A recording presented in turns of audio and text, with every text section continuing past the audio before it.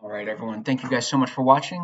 This is my first ever YouTube video, so you'll have to excuse all the mistakes and the lack of editing, but simply put, I'm not smart enough to do that. So this is the first video in a series of videos that I plan on doing, going over Jean Gebser's The Ever-Present Origin, or if you used to say Jean Gebser, it's blasphemous to the ears. Who is Jean Gebser? Why is he important? And why should you read him? Well, Jean Gebser is an intellectual, I guess an academic, even though for a lot of his life he was kind of on the outside, which a lot of the best thinkers were. Spengler, Jean David Ebert, John Gebser. There were some guys who didn't want to be pigeonholed and fit into the specialization box, which is actually downstream of something he talks about in here. He didn't want that. He wanted the big picture, and you can't get the big picture while just remaining being specialized. He was born in Germany in 1905. He's Jewish, so he had about 2.5 or 3 decades before he could leave. His house was bombed by the Nazis 12 hours before he left. So, like most thing Nazis, their loss is our gain. He eventually ended up in Paris. If you see me looking away, I'm looking at my notes, by the way. He eventually ended up in Paris, hanging out with Picasso, his contemporaries of Picasso, and all that crew. Then made his way down to Switzerland with Young and the psychological revolution. Became a pupil of Young, became a student of Young, but like all good students, he rebelled against Young. And we'll get into that more in detail. He has one masterpiece, like I said, The Ever-Present Origin. He doesn't have a ton of books, but once you read it, you realize, oh, this would take an entire lifetime for you to make this one book. So it really is a masterpiece. It is incredible, and it's built around this discovery of the evolution of consciousness and consciousness structures. Building off Jung, who of course has the ego, which is conscious, and then below that we have the pleasure principle, the id, we have the self, and then going even below that we have the collective unconscious, which is the aspect of the psyche that we all share as humans, a matter of human nature almost. Think of the archetypes, the mythological archetypes that Joseph Campbell talks about in The Hero with 1,000 Faces. That all comes from the collective unconscious. And according to Jung, and maybe even Campbell, they'll tell you that the collective unconscious is just this landfill or this child's room where you walk in and everything's just scattered everywhere. It's completely unorganized, completely disordered. Everything's just kind of random, and you just kind of have to pull it out.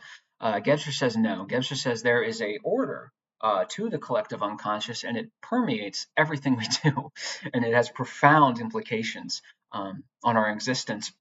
Now, a consciousness structure is just a fancy word for to communicate the idea of it's a different way of bringing objects in the world into relation with each other, and distinct structures differ in the way in which they bring objects in the world into relation with each other. Now, the collective unconscious, according to Gebser, think of it like a rock. Okay, so you open a rock, and then you see all these layers of minerals just resting on top of one another. They all have different colors, different, they look different. They're layers, distinct layers. Same thing with the collective unconscious. Now, in the collective unconscious, the top one, whatever one's on top, that's going to be the one in use most. That's the one that we're going to be efficiently using the most. The one that is going to retain an exclusive validity, which we'll get into later. But the preceding consciousness structures, the other ways of bringing objects in the world into relation with each other, they don't go away. They're always there. The ever-present origin, it's always there, ever present. So that's what he's doing here. He's discovered the evolution or progression of consciousness structures, and he's analyzing the implications, analyzing why discoveries were made at the time they were. For example, around 1500s in the Renaissance, you started to see all these discoveries that all seem to have this similar connection. For example, depth perspective was discovered by Leonardo in painting, but Leonardo also discovered depth perspective in technical drawings, blueprints. You cannot have a blueprint without a higher degree, a differentiated degree of understanding of perspective, of space. What else happened at this time? Geometry went through a revolution. 2D to 3D. What's happening? We're discovering space. We're taking a deeper look into space. The Copernican revolution. We're taking a deeper, more realistic, accurate look into the cosmos, and we're being scientific about it. The scientific revolution pops up. The Enlightenment, the Age of Reason. Think even something like logic and reason. Let's say I don't know. Let's just do. We have immanence on one hand and transcendence on the other. And I'm not a philosophy student, but notice the space here, right? They've been decoupled. They were previously unified, but now they're separate. There's space here. You also see it. Um, Christopher Columbus discovering the New World. You see it all over. The human existence, people have been possessed by rationality, by space. What's happened here? A new mutation in consciousness structure has emerged, and we're using it. So that's the big discovery that's here. And now, again, don't be discouraged here because a lot of these are big words, but once you understand what's being said, it's not too bad. A little bit of background about me. Now, I don't usually like to do this because who cares about me? I'm not a genius. I'm not a philosophy student. I'm not an academic. I don't pretend to have all the answers. I don't. I don't. I just don't. And the reason I bring that up is because I want to inspire some of you guys. You don't have to be that to read this stuff. I'm only 150 pages in, and yet I can do it.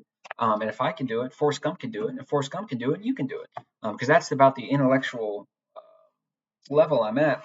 You don't have to be some genius to understand this. And once you understand this, you're going to have a better understanding than most geniuses. So you're going to be good.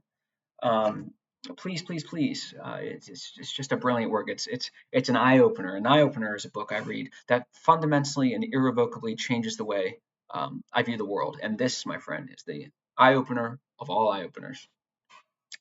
So let's get a little more into his work. We talked a little bit about his biography. It's interesting, especially when he mentions talking to Picasso. He just says, "Yeah, I just asked him about his painting," and pretty cool. um, so as I said, it's this consciousness structure, right? So he outlines all the distinct structures and how they interplay with one another and the implications it has throughout history. Um, Now, there's an unfolding of consciousness. Now, he's very clear to eschew the progress or evolutionary model. Now, the progress model is that all of human existence has just been this preliminary warm up until the age of reason and the technological expansion and the world we're living in now, where we have all these great things. Yeah, he doesn't do that. Now, you have to remember this book was written in 1949. This is 4 years after World War II. There is a reason that the two world wars appeared in the epoch of the mental rational consciousness structure and not the preceding ones. So he says, no, clearly we're not in the progress. I just saw half the world just go, a quarter of the world just got killed in brutal ways, and now everyone hates one another. And no, miss me with this progress.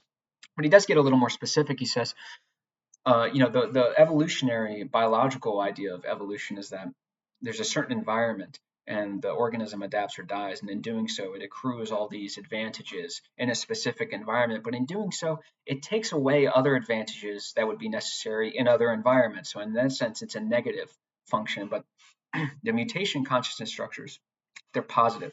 They retain all that you had before and they add more. So it is different from that sense. He does not, again, believe in this idea that everything is evolving in the sense of everything is getting incrementally better. That's not what he says at all. Now, I want to read two of the fundamental considerations here. What he's doing here, here's a good way of putting it. He's looking for insights into the powers behind their realization as manifest between origin and the present, and active in origin and the present. So he's looking at the way things are being realized. Again, different ways objects in the world are being brought into relation with each other. Now he says, a mere interpretation of our time is inadequate. We must furnish concrete evidence of phenomena that are clearly revealed as being new and that transform not only our countenance, but the very countenance of time. So we don't need some nobody to come in and say, this is just my interpretation. We need actual evidence and arguments and stuff like that. More importantly, the condition of today's world cannot be transformed by technocratic rationality, since both technocracy and rationality are apparently nearing their apex. Nor can it be transcended by preaching or admonishing a return to ethics and morality, or in fact, by any form of return to the past. Now, we'll expand on this later, but this is one of the inherent deficiencies of the rationality dualism, where it just kind of provides you one or the other. There's more to that. The rationalism is bullshit. Trust me. And we'll get into explaining exactly why in good detail. Don't worry. So that's what he's doing. He's going through history and he's trying to understand how people thought and understood the world on its own terms. Now, you cannot understand Gebser or history in a purely rational sense. Let's take the Aztecs. They were human sacrificing, all these crazy rituals that rational people would consider irrational and stupid and silly, and we would dismiss, we would look down on that. It was ridiculous. You have to understand that way of thinking on its own because it has efficient and deficient aspects. There are good things about that way of viewing the world that can't be found in rationalities. That's why it's so important to be aware of these structures, be aware of the efficient and deficient aspects of each structure, how they interplay, and deploy them based on your discernments. Um, all right, so I guess we'll get, one last disclaimer. There's a guy out there named John David Eber. Now, he's sort of my unofficial mentor, and he might argue with that because I'm not as smart as he is. Now, he has the erudition and intelligence. If you looked up Jean Gebser on YouTube, you probably found him before you found me. He has the intelligence and the erudition to make connections that I just simply can't. I am not as nearly as well versed on Spengler or Heidegger or Kant or the ancient Greeks or Sri Aurobindo or any of these guys. John is. So if you feel like I'm being too simplistic, go to him. I, on the other hand, the reason why I want to do this is because I want to speak to people like me, people who didn't spend all their time growing up reading, maybe played sports, maybe have a newfound intellectual curiosity, maybe you're interested in politics. I want to speak to you directly and simply. And because I'm not making all these connections, I'm going to be sticking within the confines of this book, which I think will be helpful.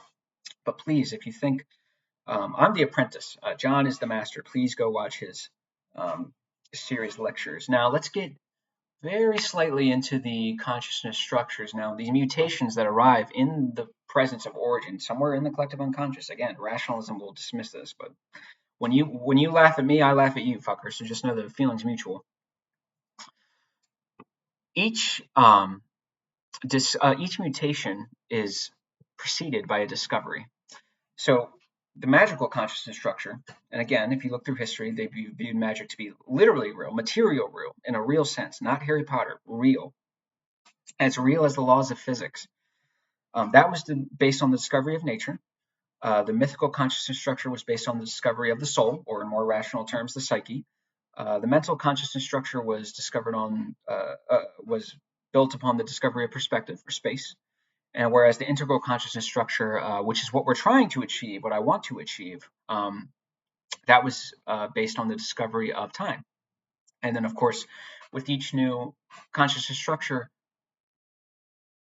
the human accrues new dimensions with which it can bring objects in the world into relation with each other. So the magical consciousness structure, everything, literally everything, and I don't use that word lightly, literally everything is connected to each other. Everything is one. There is no differentiation. It's very difficult to grasp at first through this sort of rational, it's very difficult. So that's 1D. 2D, the flat circle, as the mythical consciousness structure, everything is in two-dimensional.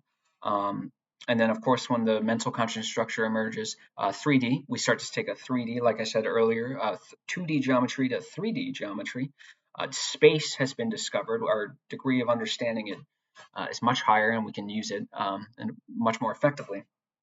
And then 4D, which is irrational, not irrational, irrational, is what the integral consciousness structure and does. So that's the basics. I don't want to get too lost in here. Please don't be discouraged.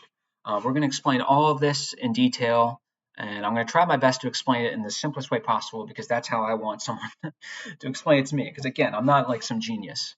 I think this is one of the greatest discoveries in the history of man, honest to God. I have no idea why psychologists and everyone else has gone completely under radar with Gebser. I don't get it. I don't know. I think it's important. Now, let me explain to you why. I mentioned the Aztecs earlier. Maybe I've mentioned this already. I can't remember. Why? I'm going to end by saying why this is so important. And I sincerely believe, and you're going to laugh at this, but I sincerely believe that Jean Gebser could save Western civilization. I don't know if you've noticed, but everything that built Western civilization, all the values, the beliefs, the spirit, the ideas, everything that made it great, we have completely done the opposite. We are not connected to them at all. Everything is changing. And what happens is the implication here is that you either adapt to the new consciousness structure or you die. Now, I mentioned Cortez and the Aztecs earlier. Now, this will put into context what's really happening here. So he talks about when the Spanish arrived. He says, quote, there are surely enough historical instances of the catastrophic downfall of entire peoples and cultures. Such declines were triggered by the collision of deficient and exhausted attitudes that were insufficient for continuance with those more recent, more intense, and, in some respects, superior. One such occurrence vividly exemplifies the decisive nature of such crisis. The collision of the magical, mythical, and unperspectable culture of the Central American Aztecs with the rational, technological, perspectival attitude of the 16th century Spanish conquistadors. A description of this event can be found in the Aztec Chronicle of Fray Bernardino de Sahagún, written 8 years after Cortez's conquest of Mexico on the basis of Aztec accounts. The following excerpt forms the beginning of the 13th chapter of the Chronicle, which describes the conquest of Mexico City. The 13th chapter, wherein is recounted how the Mexican king Montezuma sends other sorcerers who were to cast a spell on the Spanish, and what happened to them on the way. And the second group of messengers, the soothsayers, the magicians, and the high priests, likewise went to receive the Spanish, but it was to no avail. They could not bewitch the people. They could not reach their intent with the Spanish. They simply failed to arrive. Now, we know clearly what happened. The Spanish took over, they conquered, and the Aztec world, the entire cosmology, the mythology, the attitudes, the beliefs were either wiped out or heavily subservient to the new Spanish culture because the Spaniards had adapted to the new mutation of consciousness in 1500 or 1300, the mental consciousness structure. They were possessed by the efficient aspect of the mental rational consciousness structure, whereas the Aztecs, who were busy doing human sacrifices and all these grand rituals and all these grand rites, they were lost in the magical mental consciousness structure and in turn deficient. So what happens is when one efficient consciousness structure comes into contact with a deficient, usually the efficient wins. America, the West, we are stuck in the deficient mental rational consciousness structure. This is why I'm trying to get the word out. This is why I'm trying to get Gebser's name out there. And this is why I'm going to start this series. So I'm very excited for you guys to join me on this. And like I said, because I don't have all the answers, I want to talk with you guys. Like, if maybe you guys have a different interpretation, and if I struggle with something, I'm just going to admit it. Maybe you guys can help me out with that. So, I don't know when this video will go up or the next video, but I'm going to try my best to get into a little schedule. And the next video will go more deeply into the three worlds: the unperspectable worlds, the perspectival, and the aperspectival. And in turn, we'll understand the different consciousness structures and how they affect us more clearly. So can't wait to see you guys soon.